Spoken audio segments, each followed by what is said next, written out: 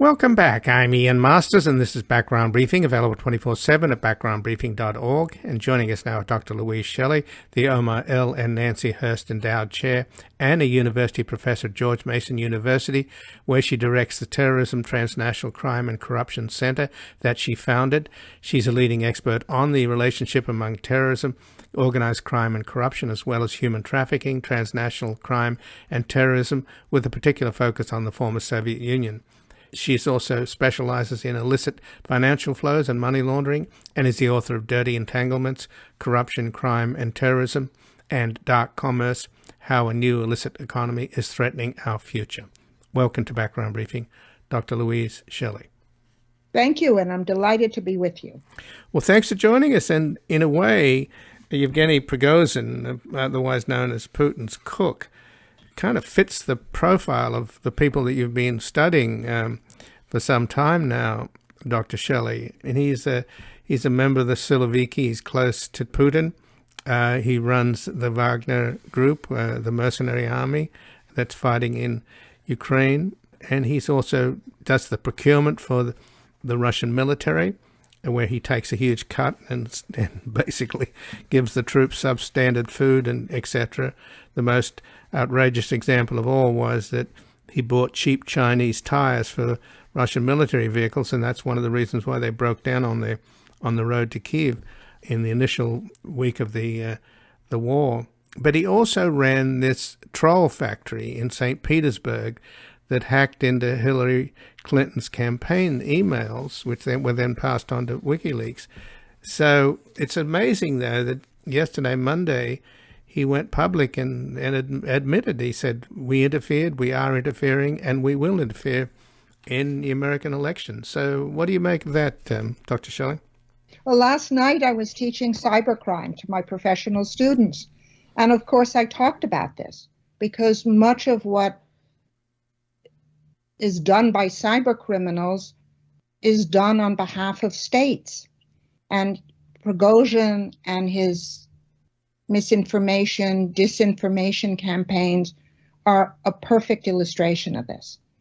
And what I like that you said about him is that he fits into every part of what we study and do at TraC. So we keep the terrorism database for the statistical annex of the annual State Department's report on terrorism. And we've got the Wagner group that Prigozhin runs and provides him a lot of money, that is active in promoting and engaging in terrorist incidents in Africa.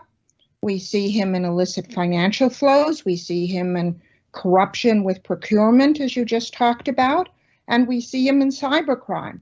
So he fits into every part of what we study and analyze.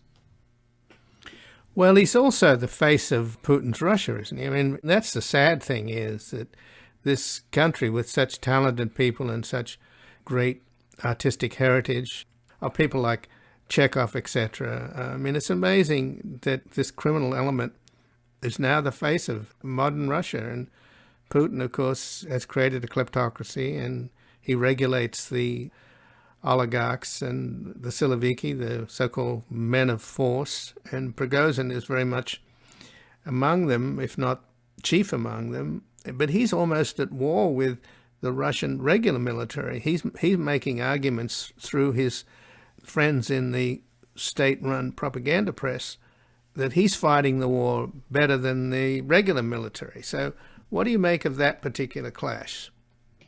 I think it's absolutely fascinating. And part of the argument that Prigozhin is making is that Russians are not equipped to fight this war. But part of the reason that they're not equipped to fight this war is that there has been so much corruption in the military, so much siphoning off of the resources needed to buy equipment, boots for the military, to feed the troops, equipment to train the troops, things for the people to take when they get called up, that the military is not functioning as everybody imagined, because nobody thought enough about the issue of corruption. And Prigozhin unfortunately, is not only have these problems of corruption, as you talked about with the tires and the Chinese, but he is also going into prisons. And there have been wonderful videos leaked of him recruiting prisoners who will be put on the front lines and die, but they're told that if they serve for 6 months on the front lines, they'll be free. But he gets money out of this. He gets money out of providing human cannon fodder. And for somebody who's, traveled to Russia for the last 50 years of my life, it's very sad to see this situation, because it's not just, Chekhov, it's not just over a century ago. Russia has had a great culture for a very long time, and many of the most artistic, innovative people have fled rather than be part of this military machine. And one of my fears is that if Putin doesn't survive this, we may have somebody like a Prigozhin, who's even more brutal, come in to replace him. And so the future is perilous in many respects. And to have a person with such a hold and such an ability to manipulate and serve Putin and provide all the dirty tricks that he needs to find the cannon fodder he needs to put on the front lines without caring what happens to them, is a very sad future for Russia, let alone the enormous consequences for Ukraine and the enormous consequences for the United States and Western Europe for this formidable misinformation campaign company that he runs on behalf of the state and profiting from the state for doing this. Well, what I find really disturbing, Dr. Shelley, is that on state media, the propagandists, the prominent ones like the talking head on their 60 Minutes, they're absolutely over the moon about the possibility of a Republican victory in today's elections. They're really counting on it because of what Kevin McCarthy has said in terms of wanting to revisit funding Ukraine and not wanting to give them a blank check, and other members of the Republican Party even more outspoken about cutting off funds. So they seem to be counting on that. So what's wrong with our country, in a sense, that why don't we recognize that this is a moment where it's necessary for Putin to be defeated, because the consequences of him winning mean permanent destabilization of Europe. And I just don't understand how the Republican Party doesn't care about that, or appears not to care about it. What's your take on that?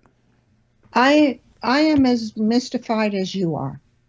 I don't know how the values of our democratic society and the Ukrainians who are fighting so bravely for the principles of democracy are not being supported, and why we would be in any way favoring a cutback of assistance to Ukraine in favor of Russia, which is more authoritarian than it's been in my lifetime, or I should say in my adult lifetime, and is so, I would say, hell-bent on undermining our democracy, our rule of law, and our principles.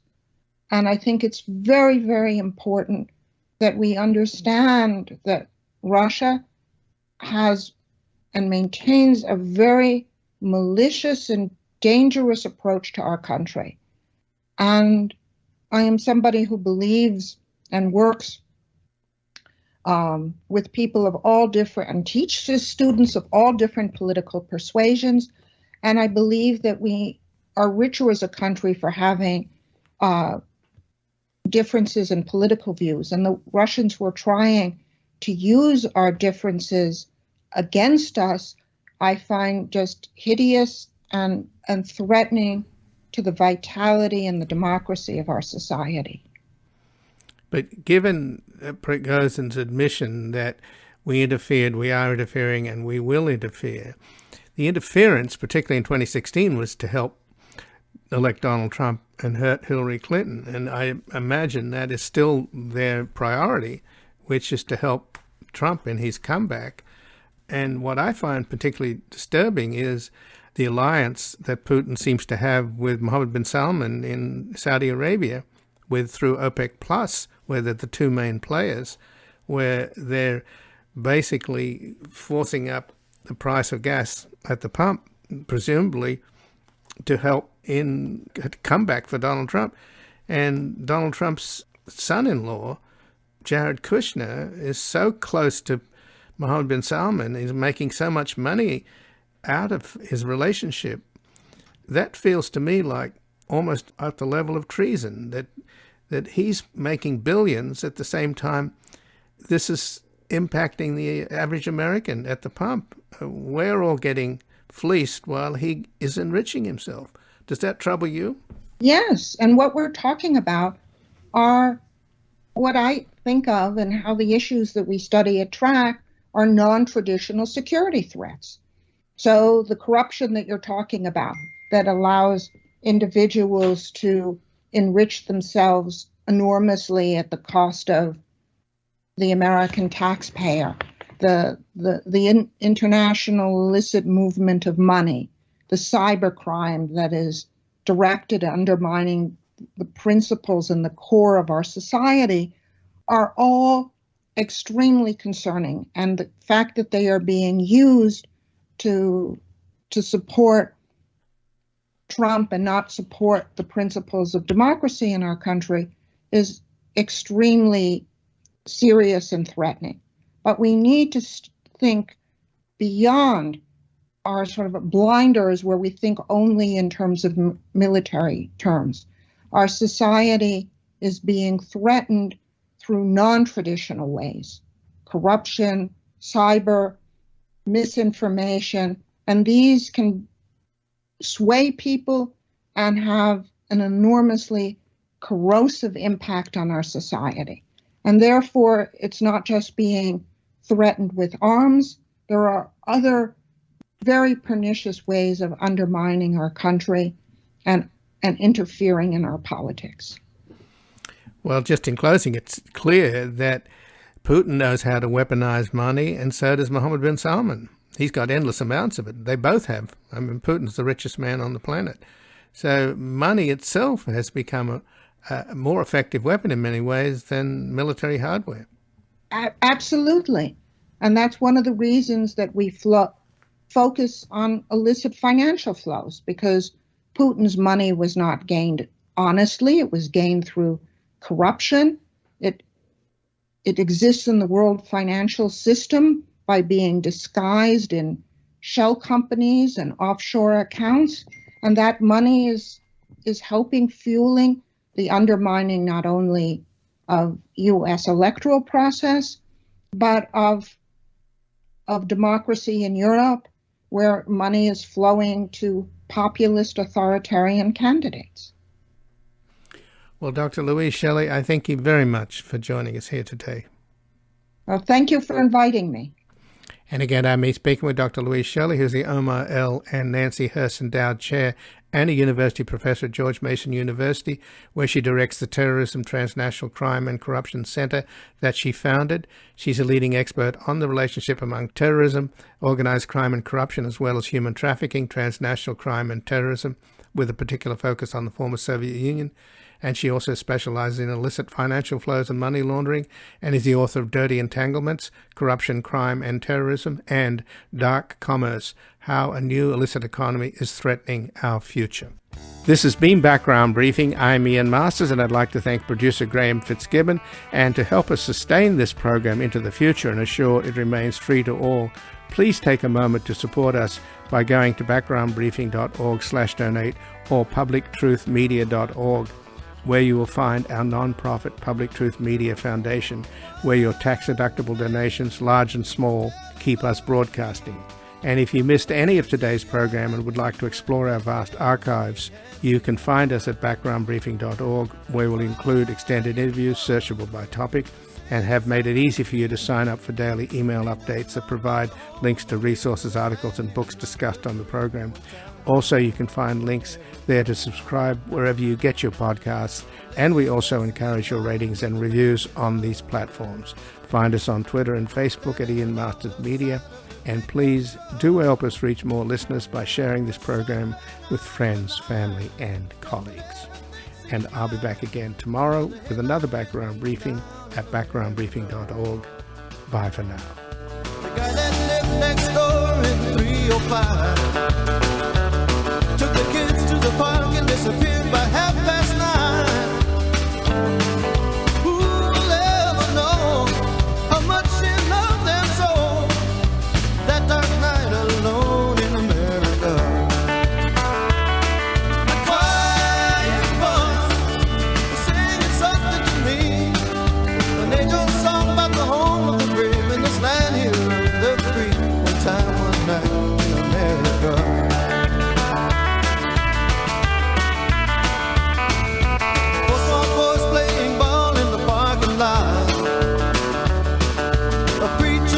And the other became a car. A car skidded into the rain, making the last little one to say, one more light goes out in America. A young girl tosses a coin in the wishing well. She hopes for a heaven while for her there's just this hell.